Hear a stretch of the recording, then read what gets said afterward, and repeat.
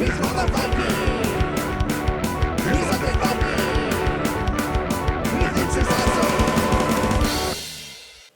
everyone, this is me, the Undead Viking, and this is the back of a card from Taking of Taidian.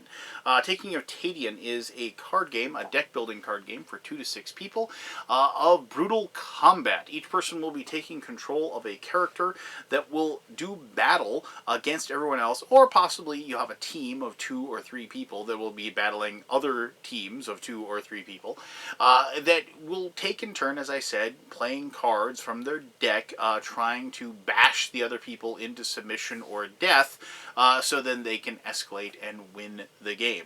It was an interesting, cool new take for a deck building game that I hadn't experienced in either a long time or ever before, and so I had a lot of fun with this one with my buddies. So let me show you how to play the old Taking of Taidian. If you play deck building games, I think you'll be able to catch on fairly quickly, and then we'll come back here and I'll give you my final thoughts. Alright, cool. Alright, so here we go. Let's learn how to play Taking of Taidian. Now, if you've played deck building games before, a lot of this is going to feel very familiar for you. This is your deck of 15 cards that you start with. Everybody gets the same 15 cards. You're going to draw 5 of those. You're going to activate those 5 cards. You're going to discard those, and then you're going to draw 5 new cards. And as the game progresses, you're going to add more and more cards from this tableau that's in front of you to your deck. You're going to take options to like maybe thin your deck out a little bit.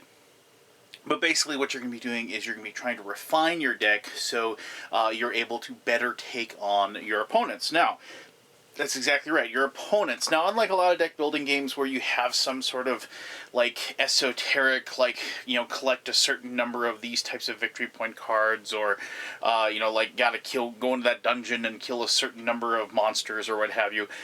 This is a game where your whole job is going to be taking on the other people that are playing at the table and well, knocking them out or killing them or what have you. And each person is going to get a player card like you see here in front of you. And so each one of these people like has a, you know, a name and obviously pretty cool, like but this is, you know, this is pretty cool actually, like in my opinion, like good comic book art, if you will, which is one I think I'd like to think that like the basis of this game maybe came from a little bit of a comic book background, but what have you. Now, all of these are like functionally the same as far as their energy, which I'll explain a little bit, and also their hit points or life, which is over here, which I'll explain as well, except for the fact that obviously you have a different picture, you have a different name, and each person has their own little special ability and a little bit of background here. So like here we have Red Knight.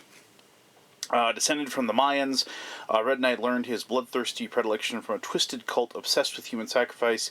He may choose to give up his turn in exchange for stealing 10 health points from an enemy. He may give up the 10 health to himself or someone else. You might be saying, why would he give 10 health to someone else? Well, the whole point of this game is well, I shouldn't say the whole point, but one of the best points of this game is how you're able to play it however you kind of want to. The big thing about this game is that there is a lot of negotiating, a lot of trash talk, a lot of talking going on at the table, and that's really highly encouraged.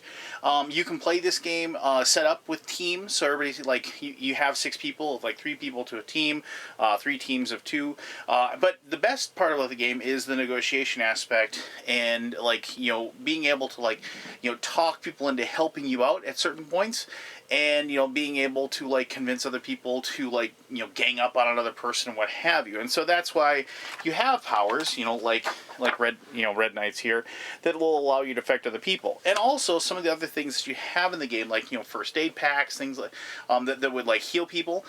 You can use those to help other people out, you know, but I'll talk more about that probably in my final thoughts. But regardless, like I said, if you've played a deck building game, you're going to understand how the game is played. So you have your deck of 15 cards, and for the most part, you start with some very simple attacks.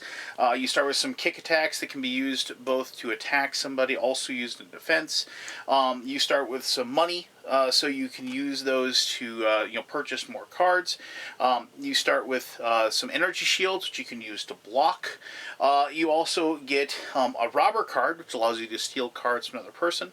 And also you get a shotgun that actually allows you not so much to defend yourself in combat, but allows you to like stop people from stealing cards from you. All right, so just looking at my 5 cards here, what I drew. I have an energy shield, I have coins, I have 2 kick cards, and I have a robber card. Now, when you get your 5 cards, what you're going to be doing is you're going to be deciding what kind of turn, on your turn, what you're going to be doing. Now, you might use cards as the game like goes around the table and people are playing their cards and acting on what's going on. It's very possible that people are going to attack you and you're going to end up using cards out of your hand to defend yourself with. That's completely normal and you need to do it. But the thing is that you don't get to draw cards until it gets to your turn and you take your turn and then you draw 5 new cards. So keep that in mind. But regardless, so on your turn what you're going to have to decide is if you're going to take an upgrade turn or are you going to take like an action turn, basically like in a turn that you're going to attack somebody, or you're going to do some like actual like processing of like things that you're going to be doing. So when you do an upgrade turn, what you're doing obviously is you're just going to be buying stuff. Now this isn't a very good hand for an upgrade turn because I only got 1 coin here. But if I had more coins, what I could do, I say I'm going to take an upgrade turn. You have unlimited buys.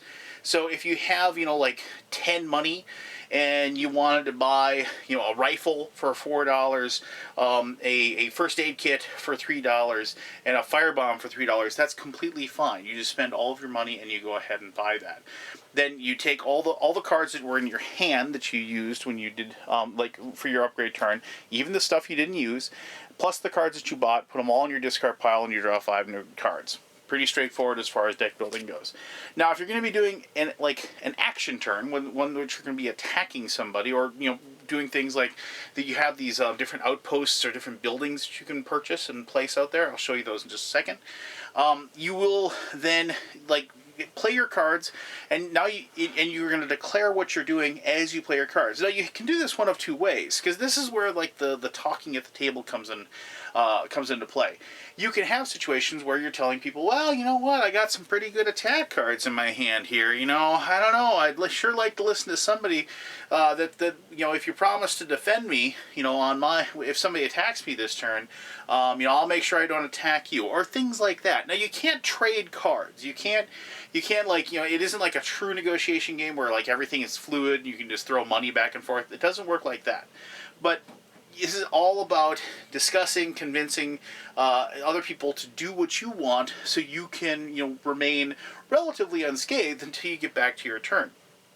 Now, obviously, if you're going to be attacking people, that's going to cause some bad blood between those people, and so you're going to have to convince other people at the table to help you, at least for the time being. Because remember, the only way you can win this game is by knocking out everybody else. So ultimately, even if you're going to be teaming up with somebody, for like a little while, so you can concentrate on other people at the table, you do have to make sure that realize that you're going to end up, turning on that friend at some point. But anyway, so on your turn, if you're going to be taking actions.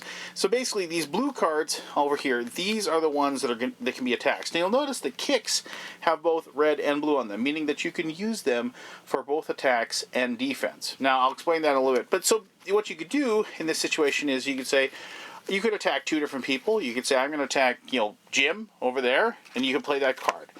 Now, Jim at that point would be able to, if he had defense cards, he could play them out of his hand or choose not to. Or if he doesn't have any, he couldn't do anything. Regardless, what you do is, since the damage would be 5 points of damage, what happens is that if he played any defense, say he had, an energy shield card in his hand, he plays it, it has 5 defense on it, it would do no damage to him. But if he didn't, he would take 5 damage, and then he would mark it on his character sheet like so. Then you could say, okay, and now I'm going to use the second attack. I'm going to attack Jim again. You could say that if you wanted to, or you could say, you know what, I'm going to attack Craig, and I'm going to play this, and then Craig would do the exact same thing. Now maybe you convince Craig, to not defend Jim, and you say, I'm not going to attack you, but you could turn around and attack him anyway, just to do it because I don't know, you're a jerk or whatever. But that's this whole part of the game is that it is that other level of the conversation and the talking and what have you. So just keep that in mind. Now, so if Jim had kick cards to defend himself, he could actually then play these cards to defend himself, and they won't defend him against taking damage, what they do is he gets to fight back and do damage back to me. So yes, I played one kick card, he plays his 2 kick cards, all of a sudden I'm like, oh, that stinks. And the thing is, since I'm doing my action turn, even though I have one of these cards in my hand, I can't play this because this can only be played defensively. So I can't use that to help me. So so now that opens up the other level. So I'm going to say, well, you know what, maybe I'll attack Jim. Jim could hold his cards up like this and say, I wouldn't, because if you do, I'm going to make you pay. And I don't know, is he bluffing? Is he telling the truth? Do I know what kind of cards he's purchased as the game's progressed, what he's got? So there's all that going on. And so regardless, after you do all of your attacks, you process all of that, what will happen is that then you'll discard all your cards, you'll draw 5 new ones, and then the next person will go, and so forth, until it gets back to your turn. Now, I just want to talk about one other thing, and then I'm going to show you, talk about a few of the cards. You might have noticed that there's these money cards over here. Obviously, the more money cards you put in your hand, the more stuff you can buy. So over here you have basic, flash, and strikes. Now what those are energy cards. And I'm at the beginning of the video, this playthrough, or game walkthrough, if you will, I showed you that energy bar. So what happens at the energy bar is if you expend energy, and the only time you can expend energy is when you do an upgrade turn. So you can both buy and you can expend energy. When you get this up to 10, you will, at that point, be able to increase your abilities. And you have these 4 cards. Everybody gets these 4 cards. You have a healing, you have an aim, you have a skill, and you have a strength. And you'll notice that each one of these has a symbol on here that match up with symbols on some of these cards. Like, these punch and kick cards have this strength symbol. So when you upgrade this, as you can probably guess, when you get up to the 10 energy on your player card, you're allowed to upgrade 2 of these skills. Now you can't upgrade one twice, you have to do 2 separate ones, but you can upgrade 2 of them. So you could upgrade strength, and you could upgrade, healing. So every time you did healing, you do plus 10 healing. Every time you punched or kicked somebody, you do plus 10 damage. And obviously you can see there are 3 different levels that you can increase that to, and then your powers, start developing, and you're able to do more and more damage, or heal more, or defend more, or what have you. And those are obviously very important things to have, because if you're just sitting there, doing little weak 5-point kicks to everybody while everybody else is boosting themselves up, pretty soon somebody's got a rifle, with the skill attribute on it that will normally do 20 points of damage, but all of a sudden it's doing 40, and he's blasting away at you while you're still punching and kicking. So that's something you want to look forward to as well. And I do like that. I like the fact that you're able to upgrade your basic character. Like you can slowly but surely just make them into something more. Alright, so there's a few other cards that are kind of neat. I just want to talk about them quick.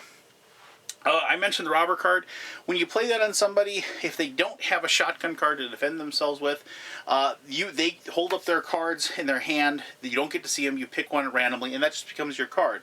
Kind of neat. Kind of stinks if you're at the receiving end of it, but it is a kind of a nice way that you can keep somebody into check if they do manage to get some good cards in their hand. Secondly, these cards up here, I mentioned these are structures. So these things are, when you play a structure card, you put it in front of you, and it stays there until somebody destroys it with a firebomb card, in which case then it just goes into your discard until you can finally get it back again. But a lot of these cards are just pretty standard. Like, here's this outpost where it says, the total of enemy attack is -20. So, it's a good defense card. If somebody wants to be able to do damage to you, they're going to have to get through that. Like, say, the weapons locker. Draw an extra card on your turn. So you can upgrade and be having 6 cards in your hand instead of 5. Sandbags, each of your aim cards is +5. Each enemy aim card is -5. So that, you do more damage with say, your rifle, and other people's rifles don't do as much damage. The last card I want to talk to you about, well, actually, 2 cards I want to talk about. First, there is a poison card that when you play it, it does damage to everybody else at the table, and it stays in front of you for 4 turns. And the only way to get rid of it is somebody plays an antidote card, which is also kind of a cool thing where you can say, does somebody have an antidote card? Somebody save us. And you're like, well, I don't know. Do you promise not to attack me next turn if I take care of it? Once again, that open table talk and the negotiation part of the game that opens it up. But finally, the fire pit card, almost all deck building games have a trash mechanism, and this is the trash mechanism for this. When you have this in front of you, you're allowed to, whatever cards you happen to use or were in your hand that didn't get used, at the end of your turn, you can use them and you can trash them, return them to the middle, and you can thin out your deck. So, as I said, whether you're playing teams or you're playing a free-for-all, eventually one team or one lone person will remain, and they will be the winner of a game of Taking of Taidian. So there you go. I mean, like I said, it is a very classic deck builder, but it is unique in the fact that, one, it encourages that negotiation aspect, which is something I really, really like about games. And the second is that you don't really, like I said, it isn't like weird like victory point condition. It's beat the other people into submission and then claim victory by climbing over their dead bodies, which is fairly unique for deck builders. I don't know if I've encountered one before. I probably have, but I'm not thinking of it right now. But this was a kind of a breath of fresh air for the whole genre, and it was a lot of fun just to be able to play this one with my buddies. And because of the fact that, you know, once again, it had the deck building mechanism that we were all very comfortable with, it didn't take long to dive in and have fun beating each other senseless. But let me talk more about that in my final thoughts. Alright, thank you very much for taking the time to learn how to play Taking of Taidian. As I said, if you played deck building games before, it should be pretty straightforward for you. Now, obviously, what is different? Like, as I said, the theme of it is different. The fact of the matter is that, like, well, two things, in my opinion. One, the fact that you get to pick what kind of turn you want to have. Do you want to have a build-up turn, or do you want to have a fighting turn? Now, I realize some other games have kind of done that before, or maybe just the cards themselves kind of lend themselves to having one or either side of the kind of a turn. But I did like the fact that you kind of declare that before the turn. So there was something that was fun about, you know, like the one person you've been beating senseless like the entire game. You knew they had it out for you, and they were looking at their cards in their hand, and you just wanted them to say, I'm doing an upgrade turn, because you didn't have any defense cards in your hand. You're like, oh, please, just don't attack me. You know, and they said, I'm going to do an upgrade turn. You're like, oh, thank goodness, you know. So I did like that. I like that aspect of the game. And like I said, I do like the kind of fast and brutal combat of it. You know, just the fact that, you know, you're not playing a game where, you know, it's, you know, oh, how many envoys do I have now? You know, you know. So I mean, and there's nothing wrong with a victory point game or whatever, but there is something to be said for just a brutal game, and that's what this kind of game is. You know, that isn't to say there aren't strategies. I mean, there definitely are things that you can go for. Do it, you know. You try to go for a balanced approach. You just go, you know, you try to build up right away. Maybe build up healing, so like then you can buy some healing cards at the same time. So then you can, you know, like just, you know, outlast everybody. Do you just go for strength so you can just beat people down? You know, so there's some cool stuff like that going on as well. But obviously, the big part for me, I'm a big fan of negotiation games. I'm a big fan of tabletop. I'm a big fan of interaction of the people at the table, and I really enjoyed that. You know, even though my buddy Craig, the first word out of his voice, first thing he ever says in any game there's negotiation, he always says, "How about you and I team up and beat the hell out of Lance?" I mean, that's like the first thing he always says. He never asks me to like be on his side ever. I don't know what his deal is, but you know, maybe it's because I beat him at wiffle ball all those years ago. But regardless, that whole process of like everybody at the table being engaged, talking, just don't attack me, attack him. He's gonna win. He's gonna win. You gotta beat him up. You gotta beat him up. Stuff like that, you know. You know, pleading for mercy. You know, holding and bluffing and saying you got really, really good cards in your hand. You're gonna use to beat somebody down if they hurt you.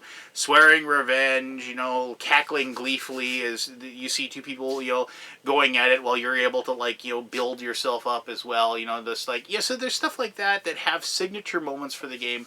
That make the game a lot of fun. I did like the theme. I think it was some sort of weird, like, futuristic punk, like almost maybe like an Akira world, if you will. So I kind of enjoyed that a great deal. You know, maybe cyberpunk or Shadowrun-esque, if you will. So I did like that. Obviously, the theme could have been ported anywhere. You could have been about Vikings or ninjas or, you know, street gangs or whatever. But I did like that genre that they put it in, and overall, like I said, the game lasts just as long as it should, because of the fact that you're, you know, at each other's throats. And you know, I was a little worried at first that, like, if you got knocked out early, Like you'd be sitting around waiting a long time, but the game escalates really well. I mean, everybody like seems to be getting battered and beat down at the same rate. And the game, since everything's open knowledge, you can see what other people's hit points are. When you see somebody sitting there at like 140 or 135 hit points, and everybody else is down at 90, everybody else at the table just kind of looks over and no, sorry, and they just go after that person. So the game has a way of self mandating itself too. So it always seemed to me that everybody was in it until like the last 2 or 3 turns, and then people just started dropping like flies. And the game was just fun, and like you definitely hold a grudge. You played it again, and maybe or maybe not you held that grudge to the next one. Who knows? But it's one of those games that I knew I was gonna like because of the way that it kind of put everybody in, as my friend Seppi said, put them in a knife fight in a phone booth, so it's like you can't get away, you have to go at it, and it's over quick. So there you go. That is Taking Taidian. If you have any questions about it, go ahead, ask away. I'll be happy to answer those as best as I can. Thank you as always for taking the time to watch this video, and until next time, I'm the Undead Viking, and I'm telling you to have yourself one heck of an awesome day. Alright, bye-bye.